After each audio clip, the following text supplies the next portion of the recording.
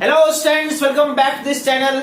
मैं हूं संदीप गुप्ता और बेसिक मैथमेटिक्स फॉर फिजिक्स के इस लास्ट लेक्चर में मैं आपको आज स्टैंडर्ड ग्राफ्स के बारे में बताऊंगा। कुछ ऐसे स्टैंडर्ड ग्राफ्स जो फिजिक्स में हम फ्रीक्वेंटली यूज करते हैं। माय डियर स्टूडेंट्स, फिजिक्स में ग्राफ का बहुत ही इंपॉर्टेंट रोल है। आप बहुत सारे सिचुएशंस ऐसे फिजिक्स में मिलेंगे आपको, या बहुत सारे ऐसे न्यूमेरिकल्स मिलेंगे जिसको ग्राफिकल मेथड से आप बहुत आसानी से और कम टाइम में, कम समय में आप सॉल्व कर सकते हैं। इसके लिए ग्राफ का जो बेसिक कॉन्सेप्ट है वो थोड़ा आपको आना चाहिए।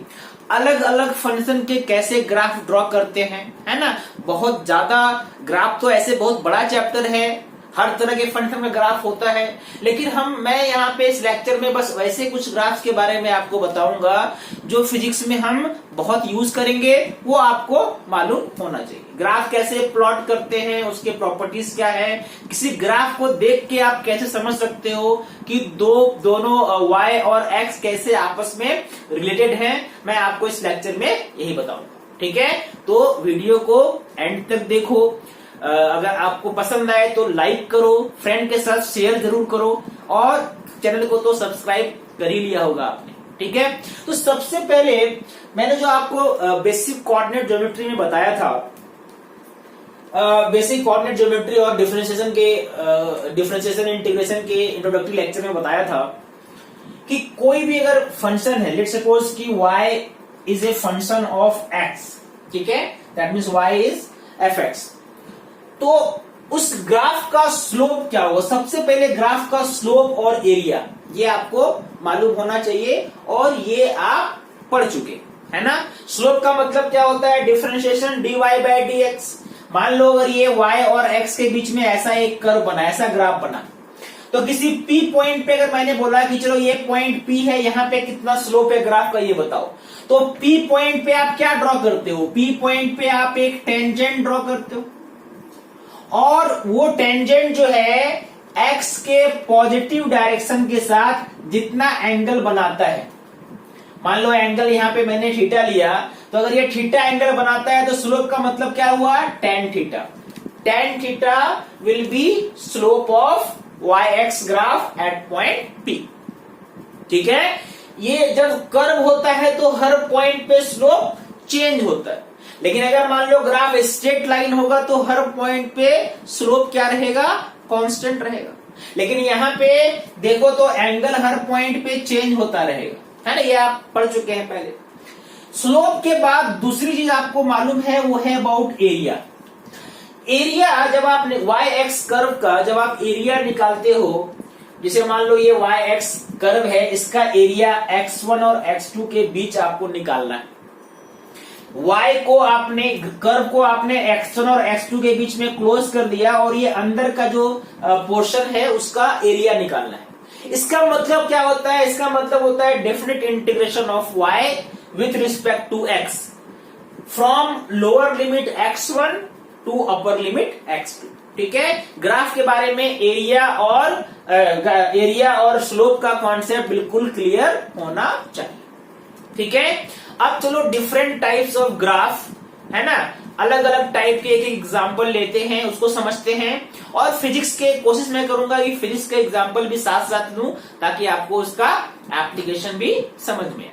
सबसे पहले देखो कि स्ट्रेट लाइन, पैराबोला और ट्रिग्नोमेट्रिक फंक्शन बहुत ज्यादा यूज होता है फिजिक्स में। तो मैंने स्टार्ट किया है स्ट्रेट लाइन से। स्ट्रेट लाइन का इक्वेशन क्या होता है, y equal to mx plus c। m क्या है, m है स्लोप मतलब dy बाई dx, और c क्या है, y इंटरसेप्ट। इंटरसेप्ट का मतलब क्या होता है कि अगर आपने x की जगह पे रख दिया 0, तो y का वैल्यू क्या आना चाहिए, c के इक्वल होना चाहिए। ऐसा ही है ना, ये आपने पढ़ा है, बट इसका एक रिवीजन यहाँ पे अभी जरूरी है। अब अगर देखो y equal to mx plus c में ग्राफ कैसा बन सकता है, ग्राफ आपको ये ग्राफ भी मिलेगा। ये ग्राफ कब मिलेगा, जब स्लोप पॉजिटिव हो, क्योंकि एंगल 90 से कम है, तो 90 से जब कम होता है तो ये जो स्लोप है m equal to tan theta, ये क्या होता है, पॉजिटिव। ग्राफ ऐसा बनेगा y equal to m x plus c का, अगर m क्या है, पॉजिटिव है। अगर m नेगेटिव है ना, अगर मान लो m जो है नेगेटिव है तो ग्राफ ऐसा जा सकता है। यानी इस वाले कंडीशन में y x के ग्राफ में अगर आपने x का वैल्यू 0 रखा है, ठीक है, तो ये टर्म तो 0 हो गया, y इक्वल टू सी, ये जो डिस्टेंस है ये है यहाँ पे c। इस वाले ग्राफ में ये डिस्टेंस जो था ये c था। c कैसे निकालते हैं, x का वैल्यू आप क्या करो, 0 पुट करो। अब यहाँ पे देखो ये जो एंगल बन रहा है ये एंगल 90 से ज्यादा है। 90 से ज्यादा होने का मतलब है tan थीटा का नेगेटिव हो जाना, यानी स्लोप ही होता है ना tan थीटा, तो m equal to tan theta क्या हो गया, नेगेटिव। ठीक है, हमेशा ध्यान रखोगे। अगर मान लो y equal to m x minus c हो, तो अगर आपको बोला जाए y equal to m x minus c, तो स्लोप नेगेटिव है। स्लोप के नेगेटिव होने का मतलब है कि अगर x आपने 0 रख दिया तो y का वैल्यू माइनस सी हो जाएगा। ठीक है, तो अगर ये टर्म नेगेटिव है c का, तो ग्राफ कैसे स्टार्ट होगा, m मान लो पॉजिटिव है तो ग्राफ कैसे स्टार्ट होगा, ऐसे स्टार्ट होगा। यानी इस बार ये जो डिस्टेंस है ये होगा माइनस सी। ठीक है, बाकी ये एंगल जो है 90 से कम है, इसका मतलब m क्या होगा, पॉजिटिव। आपको ध्यान रखना है कि अगर m पॉजिटिव है तो एंगल 90 से कम होना चाहिए, और अगर m नेगेटिव है तो एंगल 90 से ज्यादा होना चाहिए। ठीक है, इसमें और देखो, इसमें और बहुत सारी वैरायटी है। मान लो कि c 0 है, इफ c इक्वल टू 0, इसका मतलब y इक्वल टू क्या हो गया, mx, मतलब y जो है x के डायरेक्टली प्रोपोर्शनल। ठीक है, तो अगर y x के डायरेक्टली प्रोपोर्शनल है तो उस कंडीशन में चूंकि कोई इंटरसेप्ट नहीं है तो स्ट्रेट लाइन तो बनेगा, लेकिन इंटरसेप्ट 0 है तो ग्राफ जो है वो ओरिजिन से ऐसे क्रॉस करेगा। ये आप याद रखो। ठीक है, ये पहला जो है आपको मैंने बताया जो आप यूज करने वाले हो अभी, है ना, या आपने ऑलरेडी 10 में पढ़ रखा है। y अगर x के प्रोपोर्शनल है तो ग्राफ ऐसा होगा, है ना। यहाँ पे ये एंगल थीटा है और tan थीटा का वैल्यू क्या है, m, जो कि यहाँ पे आपने देखा। मान लो कि मैंने बोला कि भाई v इक्वल टू 4t का ग्राफ कैसा होगा। v क्या है, वेलोसिटी, t क्या है, टाइम, तो v इक्वल टू 4t मतलब v t के प्रोपोर्शनल है। यानी इस कंडीशन में ग्राफ जो मैंने अभी बताया बिल्कुल वैसा ही होगा। ये v और ये t ग्राफ ऐसे आगे बढ़ेगा, और अगर ये एंगल थीटा है तो आप क्या लिखोगे, tan थीटा इक्वल टू 4। समझ में आ रहा है ना। अब यहाँ पे मैंने बोला कि आपने पहले पढ़ा है, तो कोई याद करो, आपने ओम्स लॉ पढ़ा है क्या। ओम्स लॉ में आपने क्या पढ़ा है, मुझे बताओ। ओम्स लॉ में आपने क्या पढ़ा है, ओम्स लॉ में आपने पढ़ा है कि voltage is directly proportional to current. ठीक है, या इसको ऐसे लिख सकते हैं, दोनों में कुछ भी लिख सकते हो, current is directly proportional to voltage potential difference. तो अगर VI या IV ग्राफ ड्रॉ करोगे आप, है ना, मान लो कि मैंने V और I ग्राफ ड्रॉ किया। ठीक है, तो V चूंकि I के प्रोपोर्शनल है तो VI का ग्राफ भी कैसा बनना चाहिए, ऐसा बनना चाहिए। आपने ये पढ़ा होगा, है ना, VI का ग्राफ ऐसा बनेगा, और यहां पे अगर ये एंगल थीटा है तो tan थीटा इक्वल टू क्या हो जाएगा, स्लोप, मतलब V बाय आई, और V बाय आई क्या होता है, रेजिस्टेंस होता है। यानी स्लोप से VI ग्राफ आपको अगर मालूम है तो रेजिस्टेंस निकाल सकते हैं, है ना। तो स्ट्रेट लाइन पे बेस्ड जो ग्राफ होंगे वो आपको ऐसे दिखेंगे। मैंने कुछ ग्राफ यहाँ पे ड्रॉ किया, यहाँ पे m पॉजिटिव था, यहाँ पे m नेगेटिव था, यहाँ पे स्लोप नेगेटिव था, और यहाँ पे c 0 था। यानी graph y is directly proportional to x। ठीक है, तो y is directly proportional to x हो गया। अब आते हैं y is directly proportional to x square हो या एक्स क्यूब हो, है ना, या इनवर्सली प्रोपोर्शनल टू एक्स हो, तो ग्राफ कैसे ड्रॉ करें।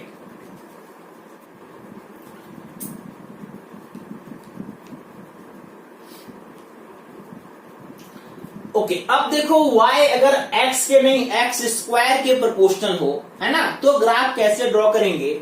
इसका बेसिक मैंने आपको बताया था कि अगर आपके पास एक ऐसा फंक्शन हो कि y equal to a quadratic equation हो, a x square plus b x plus c, तो इसका ग्राफ कैसा होता है, पैराबोलिक होता है, याद करो आपने ये पढ़ा है ना।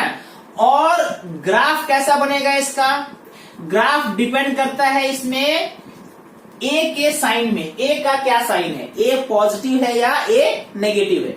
मान लो कि मैंने ए को लिया पॉजिटिव, तो ग्राफ कैसा बनेगा, ग्राफ बनेगा पैराबोला, ऐसा पानी भरता हुआ पैराबोला, है ना। एक ऐसा, मतलब इसमें आप पानी भर सकते हो, पानी गिरेगा नहीं। कहने का मतलब ओपनिंग, इसका जो फेस होगा, इसका जो फेस होगा वो ऊपर होगा, ठीक है। या इस कंडीशन में यहाँ पे ये जो दो वैल्यू होगा, ये क्या होगा, ये रूट्स ऑफ द इक्वेशन, इसके जो रूट्स होंगे क्वाड्रेटिक इक्वेशन के, मान लो एक रूट अल्फा है और एक रूट बीटा है, तो ये पॉइंट अल्फा को करेगा रिप्रेजेंट और ये पॉइंट बीटा को। ये हमने पढ़ा है। ये किसका इक्वेशन है, किसका ग्राफ है, y equal to a x square plus b x plus c, जहां पे a क्या है, पॉजिटिव है, ठीक है। अब मुझे y proportional to x square चाहिए, मतलब ये टर्म को अगर आप जीरो कर दो, ठीक है, तो आपका इक्वेशन क्या बन जाएगा। उस कंडीशन में मान लो b और c जीरो है, ठीक है। If b is equal to c is equal to zero, तो y इक्वल टू फिर आप क्या लिखोगे, ए एक्स स्क्वायर, यही ना। अब यहां पे ध्यान से देखो, तो y is proportional to x square. और इसका ग्राफ कैसा बनेगा, इसका ग्राफ में ये जो वर्टेक्स है वो यहां पे आ जाता है, यानी ए मैंने पॉजिटिव लिया है ना, अभी ये हमारा क्या है, पॉजिटिव है। यानी इसका अगर मुझे ग्राफ बनाना हो तो कैसे बनाएंगे बताओ। मान लो ये y है और ये x है, तो ग्राफ अगर आप जब बनाएंगे, है ना, x का वैल्यू आप कुछ लेके यहाँ पे टेबल लेके भी समझ सकते हो। मान लो कि मैंने बोला y equal to 2x square है, मान लो ऐसा y equal to 2x square का ग्राफ आपको ड्रॉ करना है ना। आपको मालूम है कि पैराबोला बनेगा, है ना। आप उसको एक बार वेरीफाई भी कर सकते हो, चलो x के कुछ वैल्यूज ले लेते हैं, है ना। x का और y का आप ऐसे प्लॉटिंग करते हो। x का वैल्यू आपने -2 ले लिया मान लो, तो -2 क्या हो गया, ये -2 अगर आपने लिया तो 4, ठीक है, और इंटू 2 8 हो गया। आपने -1 लिया, ठीक है, तो ये क्या हो गया 2। फिर x का वैल्यू 0 लिया तो y भी 0 आएगा। x का वैल्यू 1 लिया तो 2 आएगा, 2 लिया तो y का वैल्यू 8 आएगा।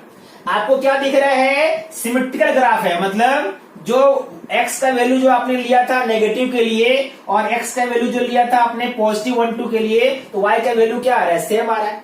और जब x 0 है तो y भी क्या है, 0 है। यानी इसका ग्राफ कुछ ऐसा बनेगा, क्या ऐसा बनेगा कुछ, देखो, यानी इसका जो पैराबोला का जो वर्टेक्स होगा ये ओरिजिन पे होगा, करेक्ट है। यानी x का जब आप वैल्यू लेंगे तो y का वैल्यू सेम आएगा। x का वैल्यू अगर यहाँ पे -1 लिया है आपने, इधर मान लो -2 लिया है, इधर फिर 1 लिया है और इधर 2 लिया है, तो अगर आप ध्यान से देखोगे तो 2 पे जो वैल्यू इधर है 2 पे वहां पे सेम वैल्यू है, देखो सिमेट्रिकल ग्राफ है। 1 पे जो वैल्यू है -1 पे वही वैल्यू, ऐसा है क्या। यानी अगर y एक्स स्क्वायर के प्रोपोर्शनल है तो ग्राफ ऐसा बनेगा, this is graph of y proportional to x square. समझ में आई बात। ऐसे आपको एग्जांपल मिलेंगे, है ना, तो आपको इसका ग्राफ मालूम होना चाहिए। अगर मैंने फिजिक्स में बोला आपको कि भाई आप मुझे ग्राफ बताओ कि दिया हुआ है velocity is proportional to t square, v is proportional to t square, तो जब टाइम के साथ ग्राफ हम निकालते हैं तो टाइम को बस नेगेटिव मत करो, मतलब ये वाला पोर्शन ग्राफ में नहीं रहेगा। Time can never be negative, यानी ये जो ग्राफ बनेगा इस ग्राफ में ये अगर v है और ये t है तो बस ये वाला पोर्शन रहेगा, है ना। मतलब ग्राफ कैसा बनाओगे, ग्राफ अपना आपका ऐसा बनेगा। ये एज्यूम हमने जो किया है, यहाँ पे जो कांस्टेंट a है ये क्या है, पॉजिटिव है। ये क्या है, पॉजिटिव। यहाँ पे भी जो कांस्टेंट डालोगे आप, वो कांस्टेंट अगर पॉजिटिव है तो ग्राफ ऐसा बनेगा, है ना। बीटी ग्राफ अगर v प्रोपोर्शनल है t square. I hope you are understanding. तो डायरेक्टली प्रोपोर्शनल ग्राफ हो गया, प्रोपोर्शनल टू एक्स स्क्वायर का ग्राफ हो गया। अगर मान लो प्रोपोर्शनल टू एक्स क्यूब हो, है ना। अब देखो उसको समझाता हूं आपको।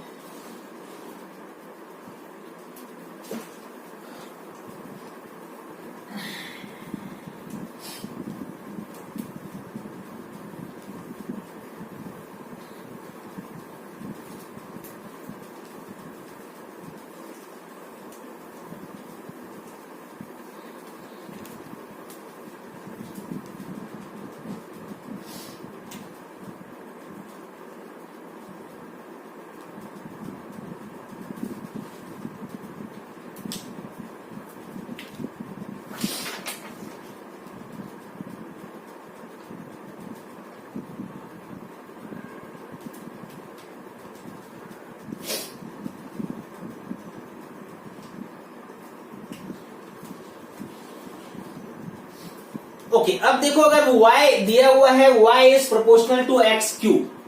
क्यूब में आपको यहाँ पे समझना पड़ेगा, अगर मान लो आपने x को ले लिया पॉजिटिव तो y भी आएगा पॉजिटिव। लेकिन अगर आपने x को लिया नेगेटिव तो y भी क्या आएगा, नेगेटिव आएगा। देखो ध्यान से, स्क्वायर वाले में क्या था, स्क्वायर प्लस का भी पॉजिटिव का भी पॉजिटिव होता है और नेगेटिव का भी स्क्वायर नेगेटिव होता है। लेकिन क्यूब है तो पॉजिटिव का पॉजिटिव होगा और नेगेटिव का नेगेटिव होगा।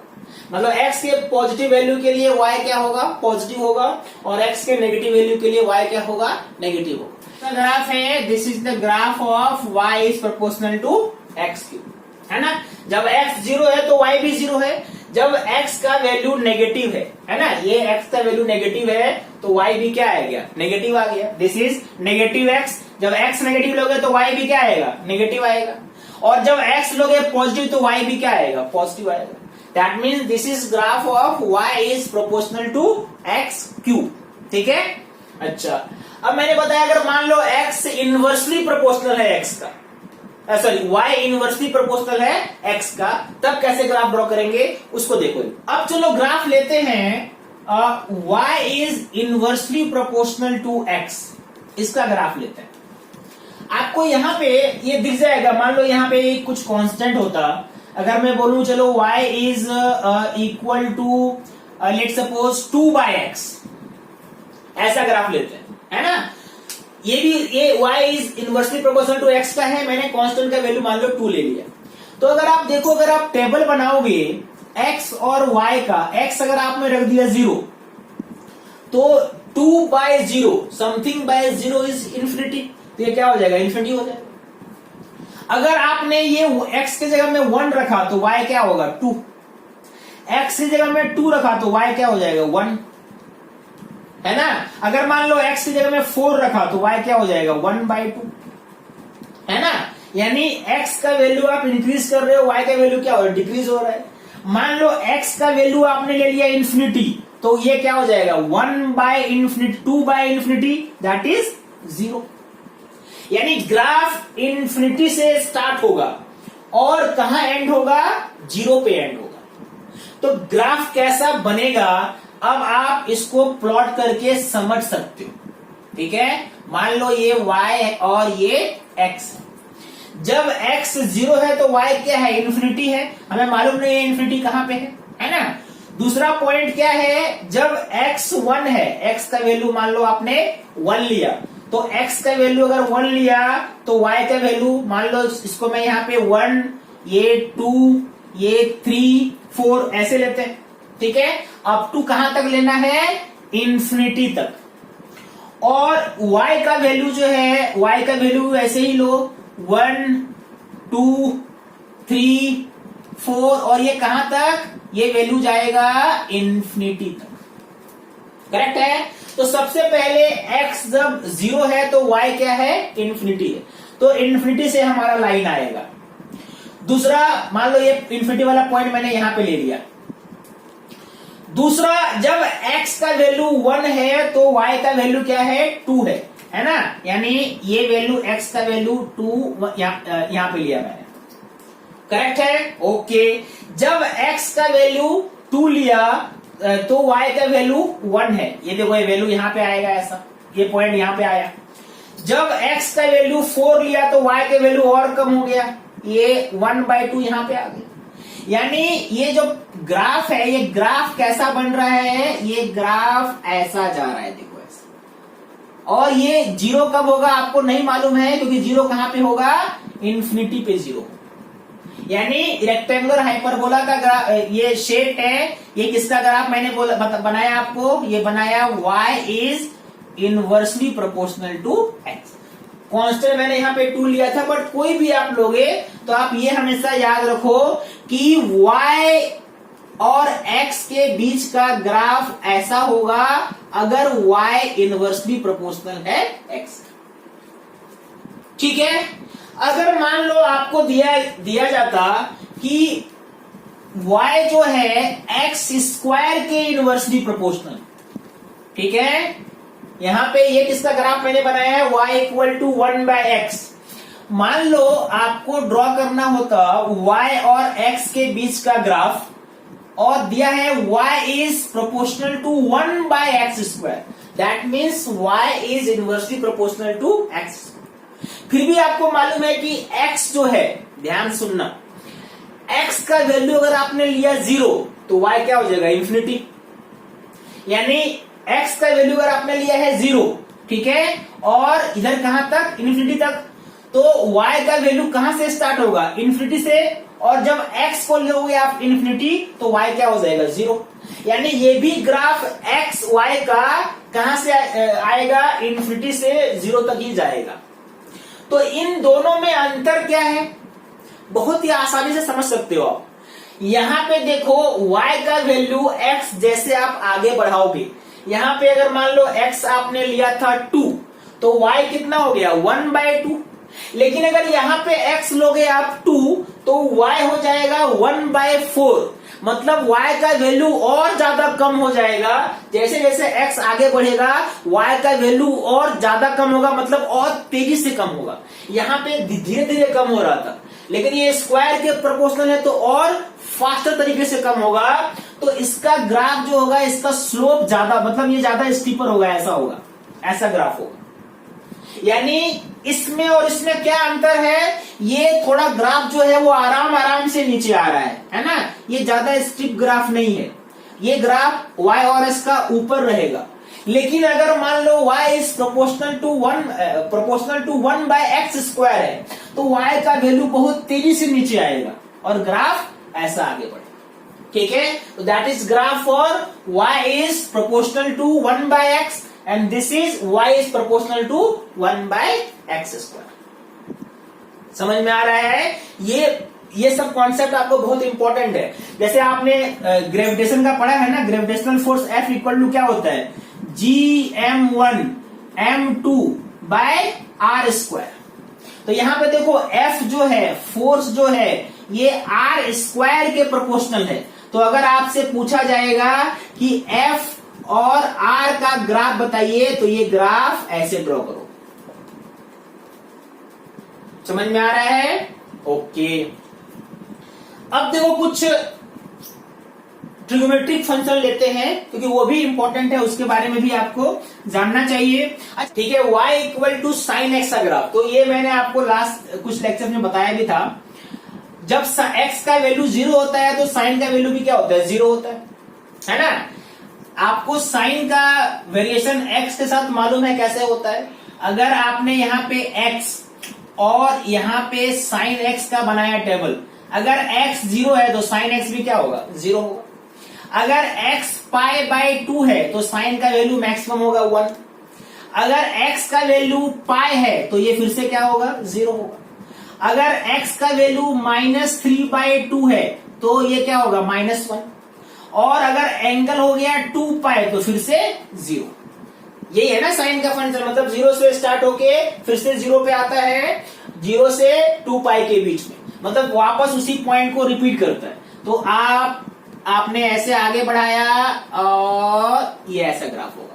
दैट मीन्स मैक्सिमम वैल्यू जो होगा वो कहां पे होगा, जब x का वैल्यू π/2 है और साइन का वैल्यू क्या है +1। ये वाला पॉइंट है जब ये पाई हो गया sin π 0। ये वाला पॉइंट जो है ये मिनिमम है और ये कब होगा, ये होगा 3π/2 पे -1, और फिर से ये उस पॉइंट पे वापस आ गया 2 पाई पे 0 हो गया। That is graph of y equal to sine x. अगर आपसे पूछे कि y equal to cos x का ग्राफ बताओ, y equal to cos x, तो जब इसका टेबल आप बनाओगे, मान लो मैंने बनाया x और cos x का टेबल, तो x जब 0 है तो cos x +1 है मैक्सिमम, जब x π/2 है तो ये क्या है 0, जब ये पाई है तो cos का वैल्यू -1, जब cos 3π/2 के निकालोगे फिर से 0, और 2 पाई के लिए फिर से 1, यानी 0 से 2 पाई के बीच में ऐसे वेरी करता है, यानी 0 पे मैक्सिमम। इसका मतलब अगर मैंने यहां पे बनाया, अगर मैंने cos x का ग्राफ बनाया y equal to cos x और x, तो स्टार्ट कहां से होगा, मैक्सिमम से, फिर ऐसे जाएगा और फिर मैक्सिमम 1 से स्टार्ट होके 1 तक पहुंचा। ठीक है, यानी जब ये 0 है तो ये क्या है +1, जब x का वैल्यू यहां पहुंच गया π/2 तो cos 0 हो गया, x का वैल्यू जब -π/2 हुआ, ये आपका पाई पे पाई हुआ, पाई पे वैल्यू क्या हो गया, ये -1, 3π/2 में फिर से 0, यानी ये एंगल क्या है 3π/2 और ये 0, और 2 पाई में फिर से मैक्सिमम है ना, ये जो वैल्यू है आपको देखो फिर से रिपीट हो गया, और ये कितना पे 2 पाई पे। That is the graph of y equal to cos x, this is graph of y equal to sin x। y equal to 10x का ग्राफ कैसा होगा वो भी निकालते हैं। देखो ग्राफ ड्रॉ करते हैं 10x का। 10x में क्या खास बात है कि 10x का वैल्यू 10, अगर आप -π/2 लोगे तो आएगा -∞, और π/2 में इन्फिनिटी। अब उसके आगे आप जा नहीं सकते हो क्योंकि π/2 में ही वो इन्फिनिटी हो गया है ना। 10 का वैल्यू 10 90 डिग्री कितना होता है, इन्फिनिटी होता है, तो 90 डिग्री में ही पहुंच गया इन्फिनिटी। अगर +π/2 लिया है तो प्लस इन्फिनिटी, -π/2 लेंगे तो -इन्फिनिटी, तो उसके आगे आपको ड्रॉ नहीं कर सकते, यानी ग्राफ π/2 तक ही बनेगा।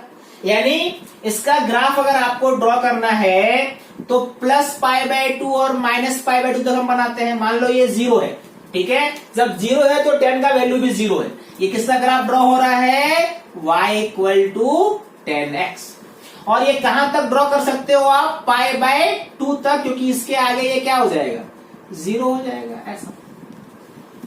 और इस तरह से इस तरफ भी मान लो ये आपने यहाँ पे -π/2 लिया तो ये इस तरफ भी ऐसे हो जाएगा इन्फिनिटी, यानी 0 से x में π/2 ग्राफ जो है बस ये π/2 तक ही बनेगा।